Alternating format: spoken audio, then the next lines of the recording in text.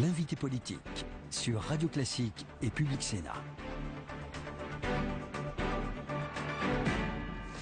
Nicolas Dupont-Aignan, ce qui est bien avec vous le matin, c'est quand on arrive, on dit debout la République, donc on a l'impression de se réveiller tous ensemble. Je rappelle que vous êtes député de l'Essonne, alors on va parler évidemment de tout ce qui se passe, de la situation politique, du contexte économique qui est très compliqué, de l'Europe qui est votre passion.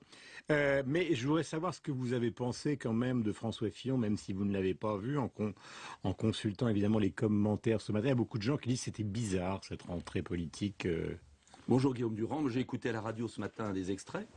Vous en pensez quoi là? Je ne sais pas ce qu'il veut. Et j'en pense surtout qu'après avoir été Premier ministre pendant 5 ans, c'est tout à fait bien d'aller à nouveau écouter les Français. Il faut écouter les Français, mais il faut surtout savoir où l'on va. Et ce que je pense, au fond de moi-même, c'est que si la vie politique de notre pays tourne en rond depuis un certain temps, c'est parce que les principaux dirigeants, tant du PS d'ailleurs que de l'UMP, dont François Fillon, ne veulent pas remettre en cause le carcan européen qui nous interdit d'agir. Et donc, ce faisant, j'écoutais aussi Xavier Bertrand, on peut entendre François Hollande au Salon de l'Agriculture, ce sont des dirigeants politiques honorables qui ont perdu la main parce qu'ils ne veulent pas agir sur les leviers de commande qui permettraient de sortir de la crise. Donc c'est très simple, ils se refusent à exercer le pouvoir. Ils l'ont transmis à d'autres, qui l'exercent à leur place. Alors, ils commentent l'actualité. Mais ça, on va en parler, mais revenons sur l'affaire. S'il y a une affaire... On ne dit rien, parce qu'il n'a rien à dire. Puisqu'il a Mais est-ce que c'est pas plutôt l'ombre portée de Nicolas Sarkozy, qui pendant ce temps-là est au Parc des Princes, qui l'empêche de se déclarer vraiment? Écoutez, dans la vie, il faut savoir ce qu'on veut. Et vous n'êtes pas naïf, il ne pense qu'à 2017. Sans doute. Son problème, c'est Nicolas Sarkozy. Mais non, le problème de fond de tous ces hommes politiques-là, et c'est pourquoi j'ai quitté l'UMP, c'est qu'ils n'ont pas de projet différent de ce qu'ils ont fait. Ah, il a dit le contraire, il a dit qu'il allait préparer un projet à la fois de redressement et de rassemblement. Écoutez, moi je l'ai vu. Écoutez, préparer un projet, mais moi j'ai déjà un projet. Bah oui, j'ose espérer qu'un ancien Premier ministre de la France, du niveau de François Fillon, a déjà un projet. Parce que s'il va préparer un projet, je crois que les Français seront inquiets. Donc au fond, il n'a pas de projet nouveau, il a le projet ancien qui a échoué. Et il faut, c'est tout l'enjeu des prochaines années, préparer un nouveau projet, changer les règles du jeu pour résoudre les problèmes de chômage qui gangrènent la société française. Le chômage chez demain, ça va encore augmenter, comme la croissance est voisine de zéro. Il est évident qu'on n'en est pas sorti. Mais Gilles va intervenir. Ce que je voudrais simplement dire, c'est qu'on a quand même vu dans une dernière émission Marine Le Pen qui, sur les thèses de l'Europe, commençait à mettre, elle, un peu d'eau dans son vin au fur et à mesure que se rapprochait l'échéance municipale. Mais Gilles enchaîne. Oui, parce que sur l'Europe, on peut penser ce qu'on veut de François Hollande, mais pour l'instant, Bruxelles a laissé un an de répit, au fond, sur les chiffres des déficits. On attend aussi la décision du Parlement européen, que vous devez quand même attendre sur le budget européen. Il n'est pas exclu que ce soit un non. Donc il y a quand même des leviers pour un pays comme la France. Mais il n'y a aucun levier. Votre phrase est très intéressante. Bruxelles a laissé un répit. Et c'est qui Bruxelles? C'est qui? La Commission européenne. Oui, c'est qui? Des gens non élus qui précipitent depuis des années l'Europe et donc les peuples d'Europe dans une crise sans fin. 1 jeune sur 2 en Espagne au chômage, 1 sur 4 en France. Un chiffre étonnant que j'ai retrouvé récemment. Depuis juin 2010, 2 ans et demi, 3 millions de chômeurs en moins aux États-Unis. 3 millions de chômeurs en plus dans la zone euro. Donc il y aurait moins de chômeurs s'il n'y avait pas de zone euro? C'est ça que vous dites ce matin? Ces dirigeants européens sont des criminels économiques. Ils sont en train de précipiter le continent dans la récession de masse. Je l'avais dit pendant la campagne présidentielle. Je l'ai répété quand on a signé ce fameux traité Merkel-Sarkozy-Hollande. Il faut sortir de la crise en ayant une monnaie moins chère. C'est ce que fait le Japon, le nouveau Premier ministre japonais. C'est ce que font tous les pays du monde, sauf la zone euro. Il faut mettre en place de l'investissement productif majeur avec de belles coopérations européennes. Dans les grands projets d'avenir, la voiture propre, le panneau solaire de demain, la lutte contre le cancer, là il n'y a rien.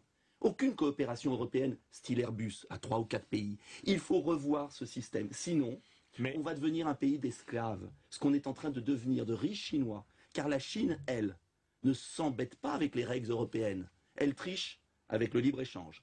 Elle investit massivement J'ai visité une entreprise, tiens, une anecdote, de panneaux solaires, la dernière en France. Après, on va essayer de caser deux ou trois petites questions. Non, Photowatt, très intéressant. Dernière entreprise, il n'y a plus que 2 entreprises en Europe, une allemande, une française, qui fabriquent les panneaux solaires de A à Z. Vous savez ce qu'a fait la Chine? Elle a investi 150 milliards de dollars à fonds publics pour éradiquer les entreprises occidentales. Donc moi je pose la question, est-ce qu'on continue avec ce système-là ou est-ce qu'on a des dirigeants français qui protègent la France et l'Europe? Mais ça fait des années, qu'on vous entend avec ce discours-là, qui est cohérent déjà depuis de longues années. Or, sauf sur la. Vous trouvez que la situation s'améliore? Non, mais il est peu écouté. Mais qu'est-ce que vous en savez? Vous trouvez que la situation présidentielle, par exemple. Attendez, vous trouvez que la situation s'améliore? La situation ne fait qu'empirer. Les Français le vivent douloureusement, et pas que les Français. Deuxièmement, en 2005, le peuple français avait voté non. Aujourd'hui, vous avez sur l'échiquier politique des gens très différents qui disent bien, ça ne peut pas continuer ainsi. Simplement, les 2 partis qui dirigent la France, à tour de rôle, font la même politique. Alors, 2 questions. Sur l'Amérique, une remarque et une question plutôt. Sur l'Amérique, la sortie de la crise, c'est d'abord et avant tout le gaz de schiste. C'est ce que disent les économistes. Si ça correspond, ils disent tous que ça correspond à une diminution des salaires de 20% de l'avoir utilisé. Et c'est pour ça qu'ils sont en train de... moi, je suis très modeste, je vous cite les économistes. Mais est-ce que vous n'êtes pas ce matin encore sur une position qu'on pourrait finalement, que vous pourriez approuver, qui est finalement celle de Cameron, c'est-à-dire de réclamer sur notre antenne une sorte de référendum, parce qu'il va bien, sauf à attendre 2017 et une nouvelle candidature de Dupont-Aignan qui une nouvelle fois sera minoritaire. Qu'est-ce que vous en savez? J'en sais rien, mais qu'est-ce que vous en savez? Non, mais j'en sais rien, mais il va pas y avoir tout d'un coup. On n'est pas dans la révélation en politique. Qu'est-ce que vous en savez? Vous savez, les Français voient bien que le PS et l'UMP ne feront rien de nouveau pour leur pays. Mais est-ce que vous souhaitez, comme Cameron, qui est justement entre 2 mandats, un référendum sur l'Europe, encore un? Il va y en avoir un de facto l'année prochaine. En mai 2014, il y a une élection européenne. Les Français vont voter soit pour continuer ce système fou qui nous mène à la ruine, parce que c'est la réalité, soit pour changer de politique, et ils auront une offre politique. Il y aura des listes différentes. Ça sera un premier choix. Et puis, vous savez... Vous serez candidat? Vous serez candidat? Il y aura une liste, présentera bien sûr une liste pour une Europe des coopérations, une Europe du XXIe siècle, c'est-à-dire radicalement différente de ce qu'on fait. Encore une fois, ce n'est pas avec les vieilles recettes qu'on y arrivera. Je suis absolument surpris de voir à quel point nos dirigeants politiques, mais pas seulement politiques, économiques aussi, sont incapables de voir le monde tel qu'il évolue. Sur l'affaire de l'euro, comme du libre-échange, il faut changer radicalement.